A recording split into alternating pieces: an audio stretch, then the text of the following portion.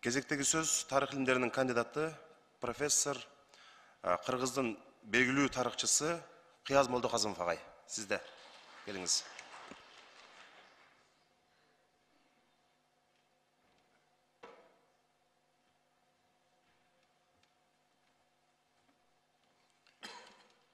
Саламатсыздарбы?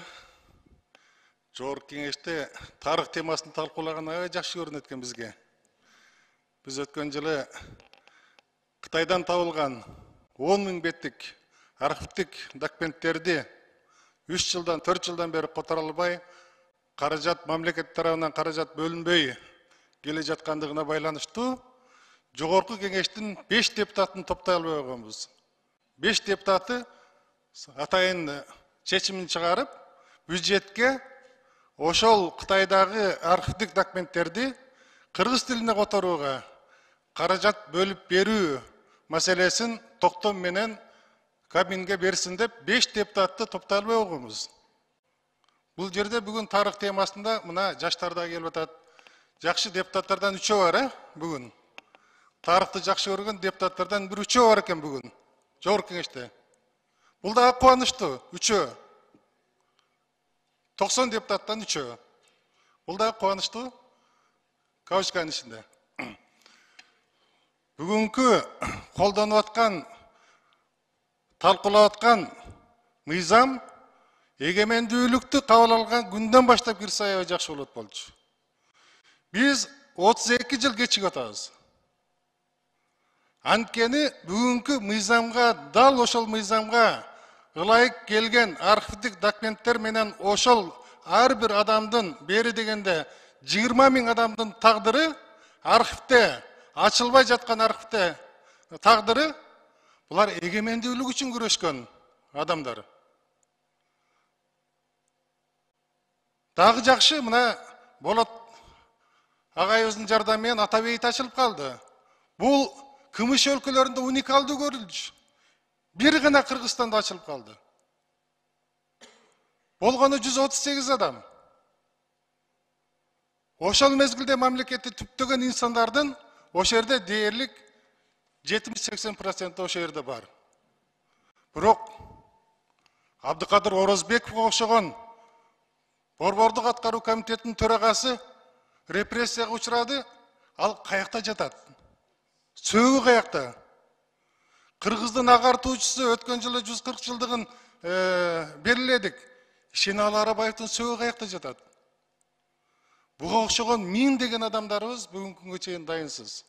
Алардын бардыгы бүгүн бизден, мейли элди кой, адистерден, тарыхчылардан жашырып жаткан архивдин бир бурчунда жатат балким.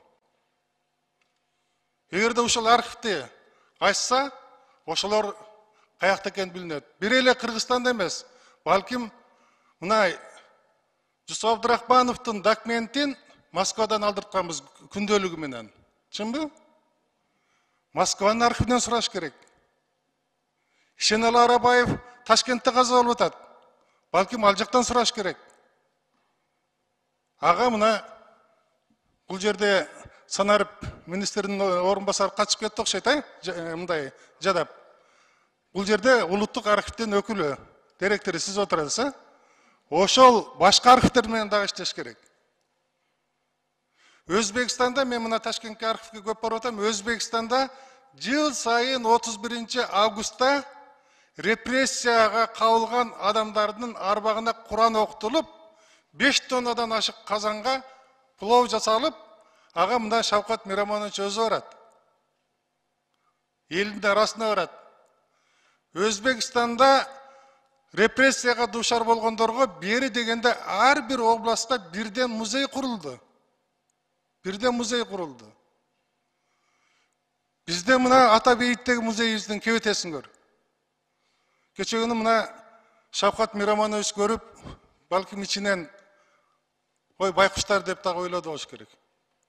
Бир музейибиз жок. Бир музейибиз жок. Тиги жерге мен конокторго, ата бейитке музейге адамдарды, конокторду алып барып калам. Мындай кичине бир баягы бурчка кыдыртасың, музей эмес ал. Жөн эле кичинекей бир нерсе. Заңгырага музейди кургузуп койсок, ал жерде таптакыр кыргыздын тарыхы башка болот болчу. Ошон үчүн мен бүгүнкү күндө дал ушул мыйзам өтө зарыл. Эң туура көтөрүп атасыңар, Жанар мырза. Дагы кечиге атасыңар. Коркуштун кереги жок. Жалпы элге ачпаса дагы адистерге ачсын. Мына биздин айылдан 30 адамды бир күндө кармап кеткен. Шылтоосу эмне? Шылтоосу жөн эле бозо отурушта жоролор дайыма отуруп жүрүп, дайыма бир адам ээрчи болот экен. Ошону бир күн олдоксон ушундан кутулалычы деп туруп ал келгенде 30дай адам бардыгы бата кылып туруп, болду эми тарадык деп кетет экен. Ошол ызаланган адам эртесүнү НКВДга арыз жазыптыр, өзгөнүн. Мен барсам 30 адам ошол жерден бардыгы Кытайга качабыз, Жаныбек Казынын артынан качабыз деп туруп бата кылып атыптыр. Үстүнөн чыгып калдым. Тез аранын ичинде камаш керек деп. 30 адамдын бардыгы камалып атат. Арты Бишкекке алып келип, бул жерде 42-жылы атылып атат. Анын арасында Үркүнбаев Зулуш деген адам бар. Ал азыркы башкы прокурордун чоң атасы. Зулушев. Мына ошонун архивди башка адистерге бербейт.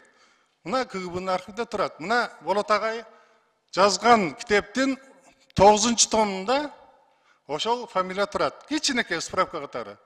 Анын ичинде дагы көп маалыматтар бар. Аны адистерге бериш керек. Мен тиги Иркутскийде жүргөндө ошол 30 адамдын бир 20 адам келген. Аман эсен. Мына ушундай архивтерди биз ачышыбыз керек. Анан архив боюнча сүйлөп атканда, мына бул жерде жаштар отурасыңар. Биздин архив өтө кыргыз тарыхы өтө бай. 3000 жылдык тарыхы бар.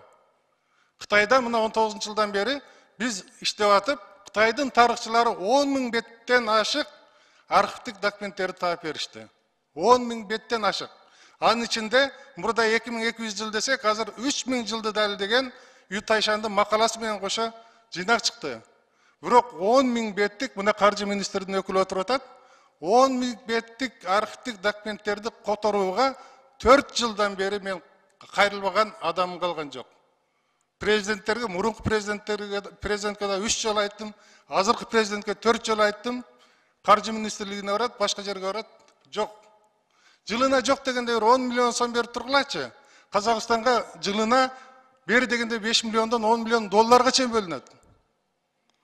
Берип тургулачы деп канча жолу кат жаздым. Кат мына каржы министрлигине 3 жолу түштү, жыйынтык жок. Ал эми биздин архив андан башка мына Өзбекстандын, Казакстандын, Россиянын архивтеринде өтө көп. Бул жерде мына Улуттук архив агенттигинин жетекчиси отурат. Дагы бир сунушту айтып коеюн, ушул учурдан пайдаланып.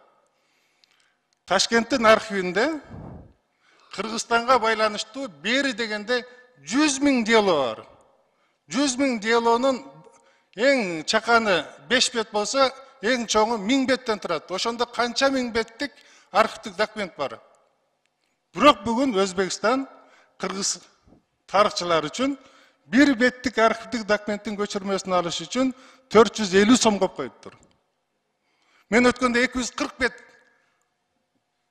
архивдик документтин көчүрмөсүн алайын десем, $1160 төлөңүз дейт. Мамлекет бир тыйын каражат бөлбөй, көрүнгөнгө жалдырап, өзүнүн топтогон акчаңа барып, $1160 240 беттик архивдик документ үчүн кантип алыш мүмкүн? Аны жогорку кеңешке да кайрылдым, жанакы Кабминге кайрылдым. Азыр жетекчилерден билбеген адам жок. И Казакстандыкы да ошондой. Казакстанда бери дегенде 50.000 делодон ашык биздин архивдик документтер жатат. Алардын көчүрмөсүн эми санариптик мүмкүнчүлүк түзгөндө мына кол чаппай алып 4-чү депутат келди.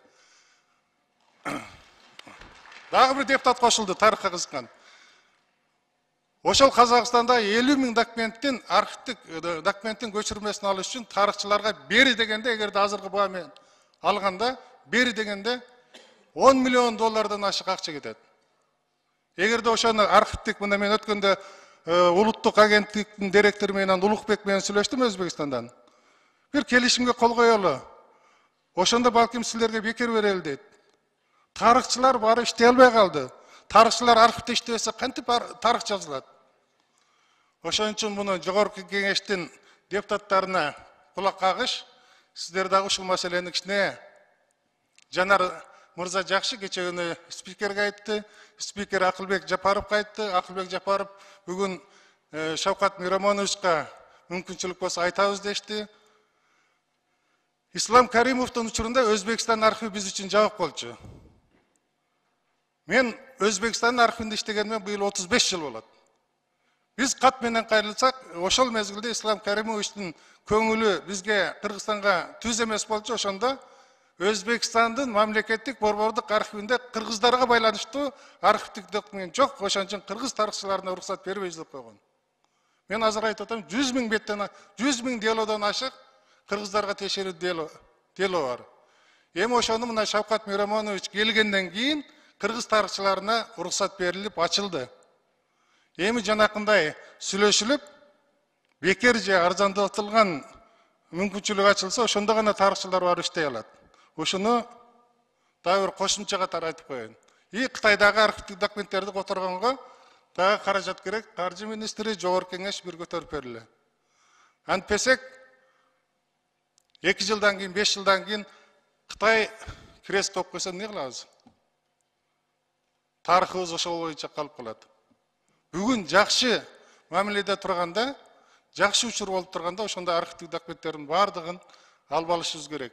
Тарыхыбыз ошондо тереңдейт, так жазылат, изилденет.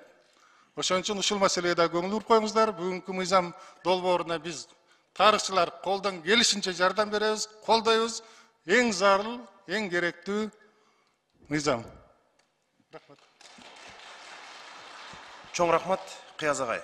Мына кече Кыяз агай экөөбүз ошол Өзбекстандын президенти келгенде дагы Өзбекстан мамлекеттик борбордук архивинен кыргыз тарыхына тийиштүү документтерди ушу көчүрмөсүн кыргыз тарыхчылары үчүн бир акысыз алалы, ошондой кызматташып, ошондой бир келишим түзөлү деп биздин төрагабызга кайрылып, ал киши президенттик аппаратка кайрылып, анан кече президенттик аппараттан дагы мага чалышып, биз ушуга мүмкүн болушунча аракет кылып атабыз деп, эми мындайча айтканда бир муз ордунан жылды да. Кыяз агайдын байланыш телефондорун сурап, ошол Өзбекстан президенти менен бир сүйлөшүүлөр жүргүзүп, кыргыз тарыхчылары үчүн бир акысыз кылып берсек деген ой пайда болуп калды.